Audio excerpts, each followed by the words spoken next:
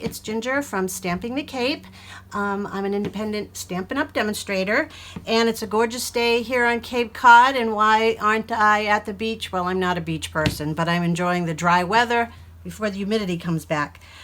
What I'm here to show you today is, this is my July In Color Club set of cards that pardon my inky fingers, I've been working on another project that'll be posted for the 4th of July, but anyway, and so each of my In Color Club members will get one of these cards in the color that they're getting this month, and I'm featuring the Grandma's House stamp set, which I thought was really cute. I'm a grandmother, and all of the ladies in my In Color Club are grandmothers, and I thought this might come in handy, and I thought it was so cute that I'm going to feature it in my July Stamp Club projects that'll be coming up in the next few days.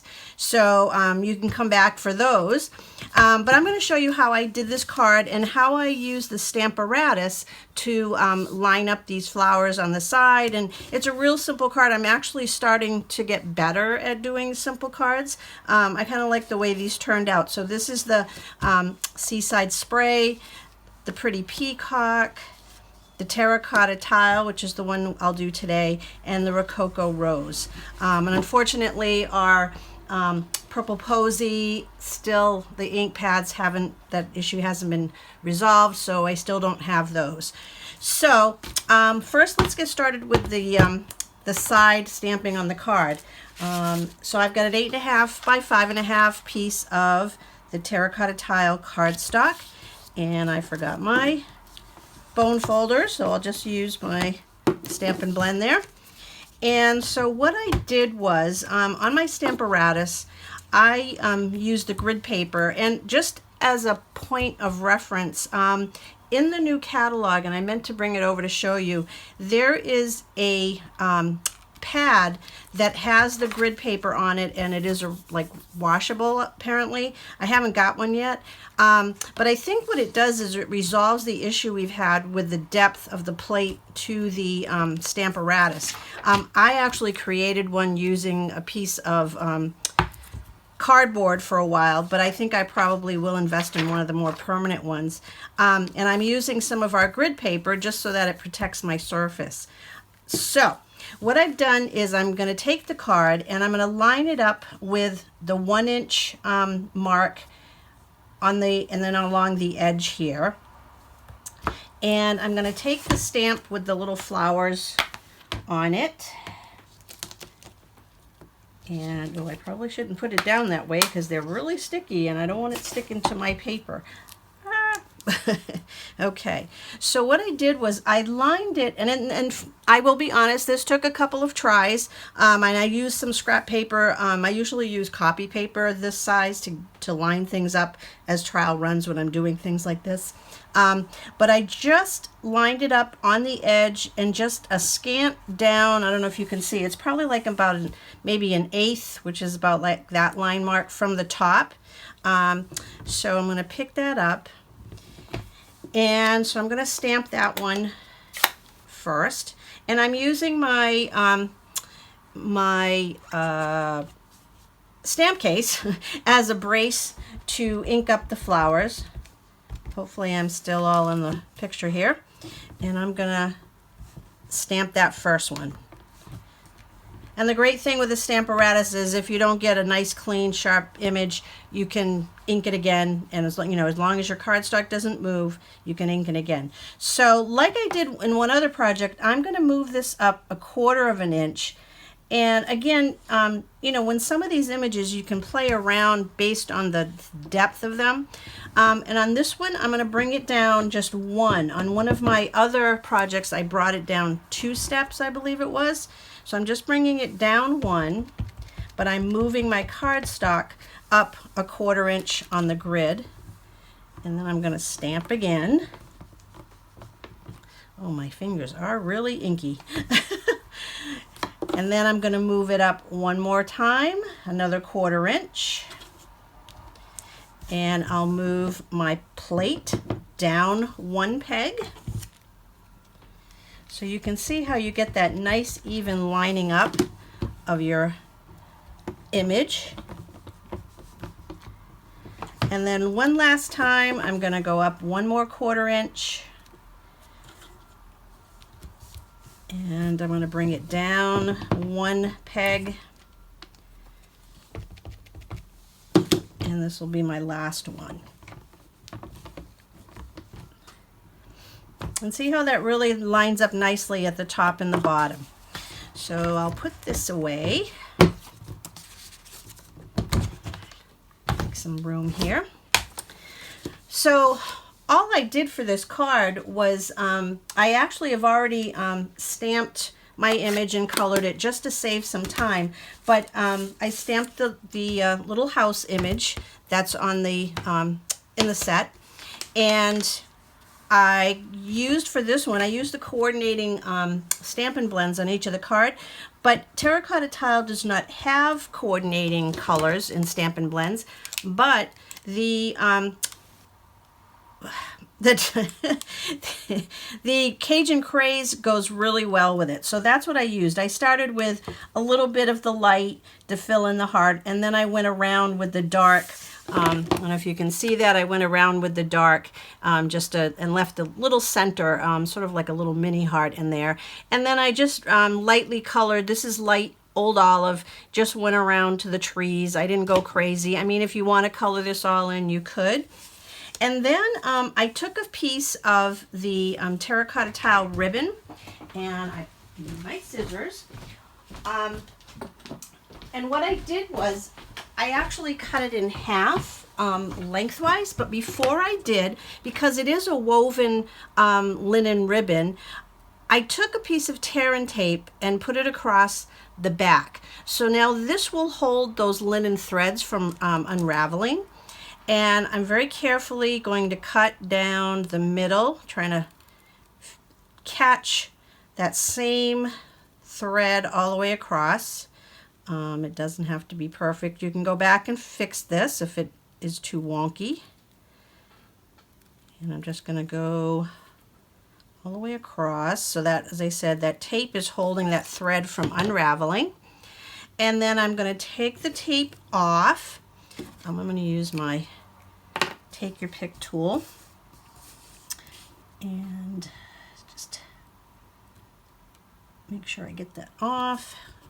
And if it doesn't come off right away, just really push it down. You want to make sure that adhesive is sticking to whatever it is.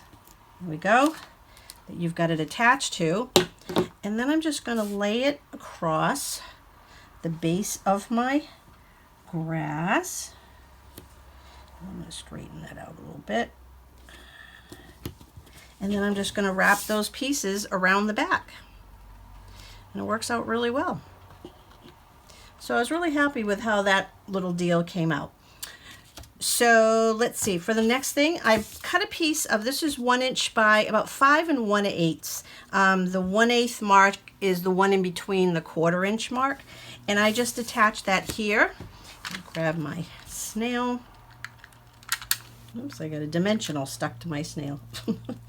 Or a paper piece of a dimensional. And this is a piece of the In Color Designer Series paper. It comes in all of our families, color families, but this happens to be, I'm coordinating with my In Colors. Okay. And then I also forgot to bring over my dimensionals. I'm going to reach across there, and I do need my ink pad, no matter what. We forget. Fortunately, I don't have to go too far. Looks like my sign is getting cockeyed here. Oh, it came undone, no wonder. I'll get to that after. So this is going to go on with some dimensionals. I just put some down the middle.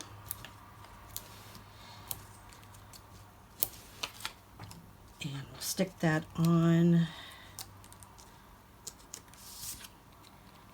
And I just lined up these points with that Designer Series paper, the edge of it, and also the edge of my card to try to keep it, this part straight. So I'm more focused on that edge than anything else. So that's the base, and I just realized I forgot something else. What was it I forgot? Oh, well, anyway. Oh, the punch. And I'll put a PDF sheet that has all the supplies I used to create this, because now I'm trying to remember what the name of this punch is. And I want to say it's like a label punch or something like that, but I'll have it listed on my blog post. So I'm going to stamp the sentiment, which I also forgot to bring my blocks. So I decided to use the, I thought it was cute.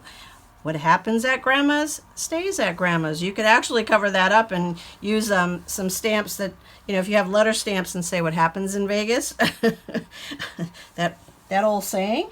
But anyway, as my granddaughter gets older, hopefully we'll be able to have some fun secrets so that I don't get in trouble with her parents. Hope they're not watching this. Yay. Okay, so I've got a 1/2 inch strip here that I cut. I believe this is about 5.5 inches. I'm just using the whole thing. If you have small pieces, you can use that. And I'm being mindful because I'm going to, when I punch this, I'm going to want this pointy end on this side, and then we'll be trimming it off on the other side, square. So I just want to make sure I have enough room to put that little pointy end down. Okay. And then stays at grandma's. Oops, we're going to do that. And the same thing on this side. The pointy end is going to be on this end, so I want to be mindful of that as well. So we'll just give it a little space there.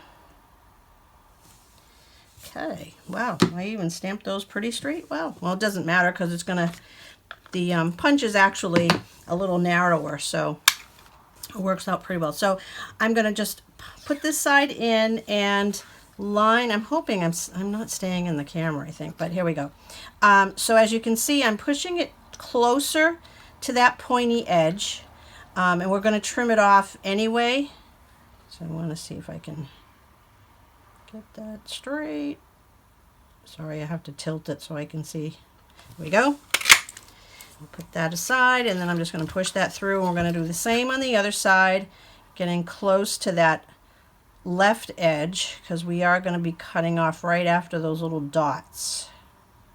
So I want to be able to square that off. Let me tilt that again just so I can see. Okay. All right. I was going to do a contest as to how many times did I say all right. My last video, I couldn't believe myself. I'm like, really? You have to say it that many times? So anyway, I'm just going to cut this straight across there. And then on this side, I'm cutting it straight across right after the dots. Okay. Oops. All right. Oh, there we go again. All right. Stop saying all right. So, okay, so I'm going to put some dimension. I'm going to put a little mini dimensional on that end, and then I'll put snail, or if you like to use the Tombow liquid glue, you can do that. But I'm putting a little dimensional on that edge, and then I'm just going to put snail so it sticks to my sentiment on this side. So we're going to put that, let's see, just right above the chimney, and I'm going to, so I thought this would be a fun card to send to your grandchild. Like here, a lot of folks, their grandchildren will, if they live out of town or out of state, they'll come to visit for the summer, and I thought this is kind of fun. It's like a little secret between you and them, just to have a little fun with it. So if you've done something funny while they were visiting, you could, actually, you know what? You don't need a mini dimensional on this one, because it does primarily stay on that piece of cardstock. So let me get that off. Okay. So I'm just going to put this right to the edge of the piece. Just bring it down there. That on straight. All right. Oh, I did it again. All right. How many times have I said it so far? Okay, so we're going to take the faceted dots that coordinate with this, and I'm going to try my take your pick tool. You have this little sort of putty that helps to pick up gems and things like that. So let's give this a try. Oh, it's wrong color. That one's a big one, so it might not pick these up. So I might use the pokey in. It works well on pearls and rhinestones and things like that. So I'm just going to place this there, and I'm going to follow this angle of that piece right there with the 3 sizes and try to line that up. Same angle. And one more, just to fill in this little corner here. And I think that's it. Done. So here's my original, and here's my sample. So that was pretty easy, but using the Stamparatus to do those alignment tricks works really well.